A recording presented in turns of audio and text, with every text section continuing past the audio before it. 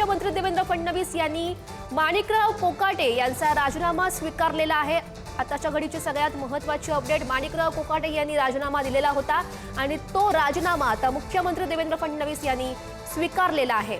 अजित पवार यांनी स्वतः माहिती दिलेली होती माणिकराव कोकाटे यांच्या राजीनाम्यासंदर्भातली आणि तो मुख्यमंत्री देवेंद्र फडणवीस यांनी राजीनामा त्यांचा स्वीकारलेला आहे। आताची ही महत्त्वाची अपडेट, कार्यवाहीसाठी राज्यपालांकडे हा राजीनामा पाठवण्यात आलेला आहे आणि या संदर्भात अधिकची माहिती जाणून घेऊयात। आमचे प्रतिनिधी सुशांत सावंत सध्या आपल्या सोबत आहेत। सुशांत,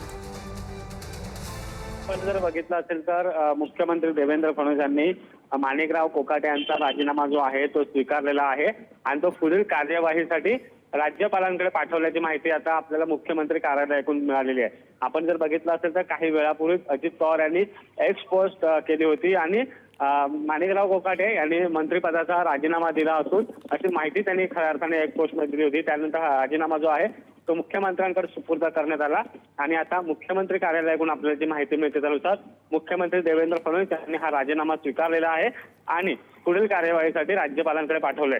आता पोलीस कारवाई नेमकी काय करतात हे बघणं तितकंच महत्त्वाचं ठरणार आहे, कारण माणिकराव कोकाटे यांना न्यायालयाने शिक्षा सुनावलेली आहे। उद्या त्या शिक्षेवर सुनावणी देखील उच्च न्यायालयात आहे। मात्र त्याआधी सरकारने आपली नाचक्की नको म्हणून माणिकराव कोकाटे यांचा राजीनामा घेतला आणि तो आता तात्काळ स्वीकारण्यात। सुनावणीमध्ये नेमकं काय घडतं, कोर्ट नेमका काय निर्णय देतं हे बघणं सुद्धा महत्त्वाचं असेल। धन्यवाद दिलेल्या सगळ्या सविस्तर माहितीसाठी।